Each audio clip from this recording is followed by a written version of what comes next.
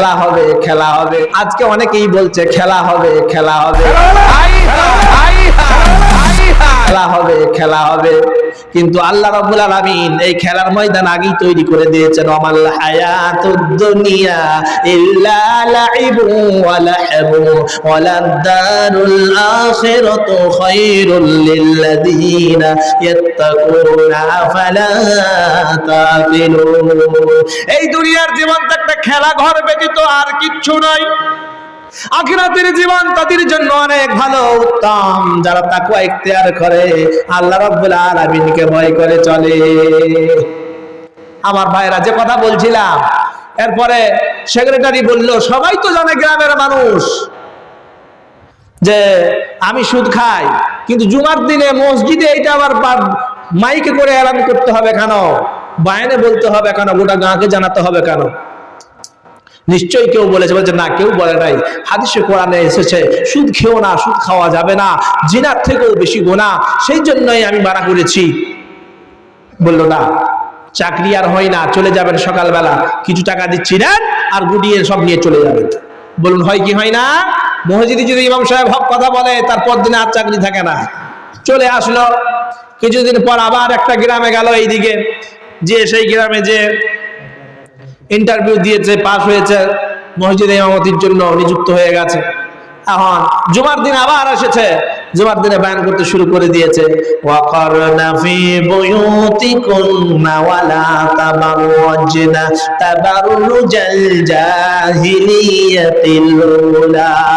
খবরদার, তোমরা মহিলারা ঘর থেকে বের হবে না। খবরদার, তোমরা পর্দাহানি করো না।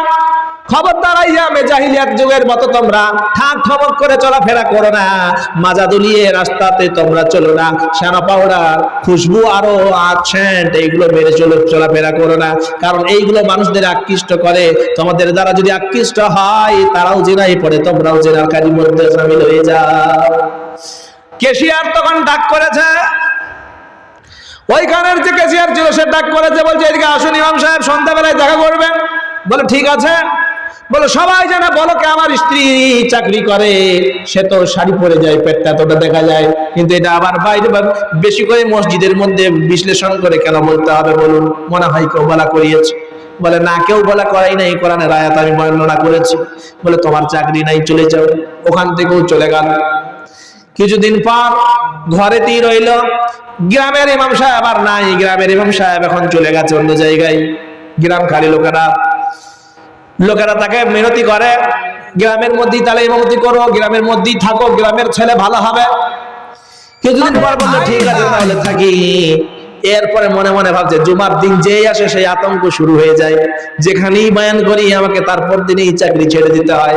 তাহলে গ্রামে আছি যখন ভালোই লাগছে, আর তো ছাড়া যাবে না। বাংলার কোনো খুতবা দেওয়া যাবে না, সব আরবিতে খুতবা হবে। এর বাংলায় খুতবা দিল না, কেউ কিছু যেন না বুঝতে পারে, একদম আরবিতে খুতবা চলছে। তারপর নামাজ যখন পড়ছে, নামাজ পড়তে শুরু করেছে, গায়রিল মাগদুবি আলাইহিম ওয়ালাদ-দাল্লিন। মনে মনে ভাবছে অনেক সূরাই পড়েছে, আজকে একটা ভালো সূরা পড়ি যাতে করে মানুষদের মনগুলো একটু শান্তি হয়ে যায়। ইয়াসিন ওয়াল কুরআনিল হাকীম ইন্নাকা লামিনাল মুরসালিন।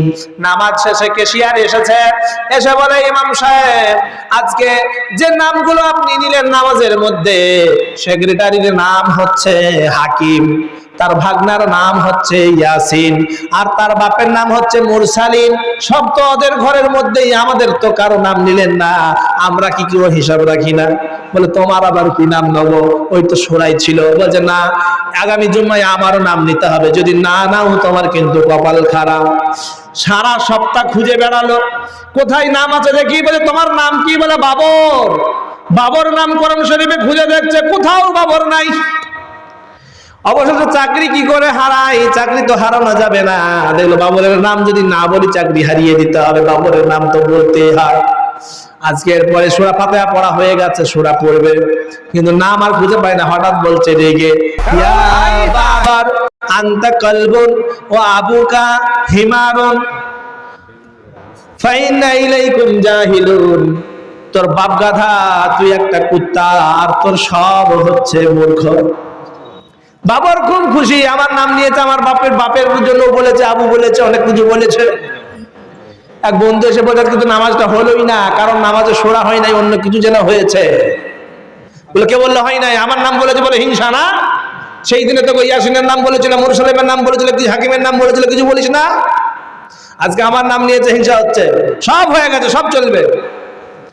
তারপরে জিজ্ঞাসা করছে, একদিন বলছে সেদিনে কি বলেছিল বল দেখি। বলছিল, বাবা তুই হচ্ছিস একটা কুত্তা, তোর বাপ গাধা, তোরে মানুষ করতে পারে না। আমার ভাইয়েরা, আমরাও এইরকম গাধা সেজে যাবো যদি আমাদের সন্তান সন্ততিকে না মানুষ করি, আমাদের সন্তানদেরকে যদি না তালিম শিখাই, আমাদের সন্তানদেরকে যদি না হাদিস শেখাই, না কোরআন শেখাই। আল্লাহ রাব্বুল আলামিন বলছেন তার কাল কিয়ামতের দিনে হাসরের ময়দানে এরা পাকড়াও করবে, রব্বানা আরিনাল্লাযাইনি আযাল্লানা মিনাল জিন্নি ওয়াল ইনস নাজআলহুমা তাহতা আকদামিনা লিয়াকুনা মিনাল আসফারিন। আল্লাহ পাক বলেন, মানুষ এবং জিন এই দুই সম্প্রদায়ের মধ্যে হতে কিছু সম্প্রদায় তারা আসবে, কিছু সংখ্যা, তারা এসে বলবে, ওগো আল্লাহ, যারা আমাদের অধীনে, আমরা যাদের অধীনে ছিলাম, দুনিয়ায় জীবন যাপন করেছিলাম, তারা আমাদের সঠিক পথ দেখাই নাই, সৎ রাস্তায় চালাই নাই, এই জন্য আজকে তাদেরকে একবার দেখিয়ে দাও, আমরা পায়ে করে মারবো, পায়ে করে মারতে মারতে তারপরে জাহান্নামে যাব। আমাদের জন্য তো জাহান্নাম নির্দিষ্ট হয়েই গেছে, আমরা তো যাব, সুতরাং তাদেরকে পায়ে করে করে মারবো, তারপরে যাব। আপনারা বিরক্ত হয়ে গেছেন, মানুষ সব উঠে উঠে চলে যাচ্ছে, রাত্রি অনেক হয়ে গেছে, শেষ করে দিচ্ছি, কাছে কাছে আসুন, দোয়া করবো নাকি গো? এইভাবে কি ওয়াজ করা যায়? সব আস্তে আস্তে করে উঠে যাচ্ছেন, ভালো লাগছে না। এই ভাঙা মন যান, আমি তো কোনো লাইনই ঠিক করতে পারবো না এইভাবে, কারণ আমার এখন অত বয়স হয় নাই এই নাইমুদ্দিন ইসলামী সাহেবের মতো।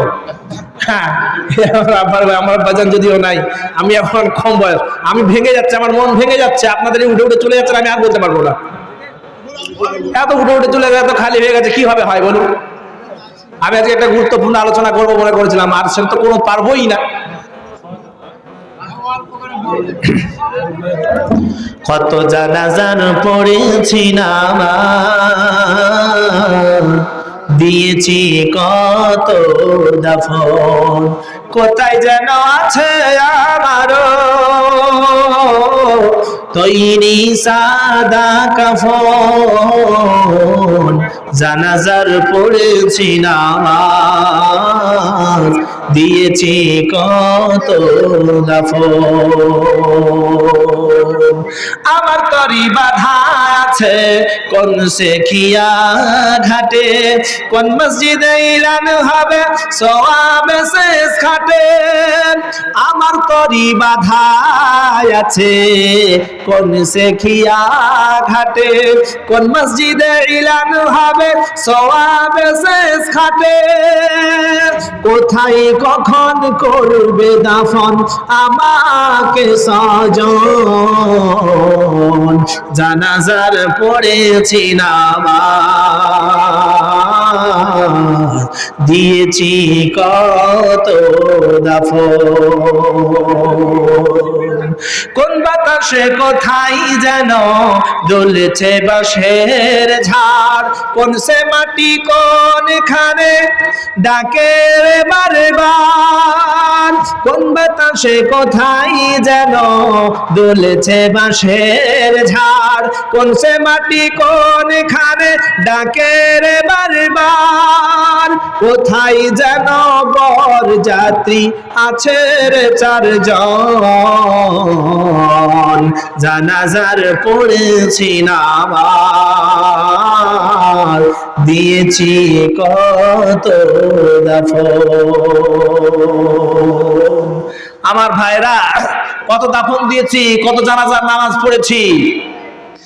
আমরা একবার ভেবেছি যে আমাদেরও হবে এরকম অবস্থা, কিচ্ছু করার নাই, সব ছেড়ে দিয়ে চলে যেতে হবে, কিছু নিয়ে যেতে পারবো না, খালি হাতে চলে যেতে হবে।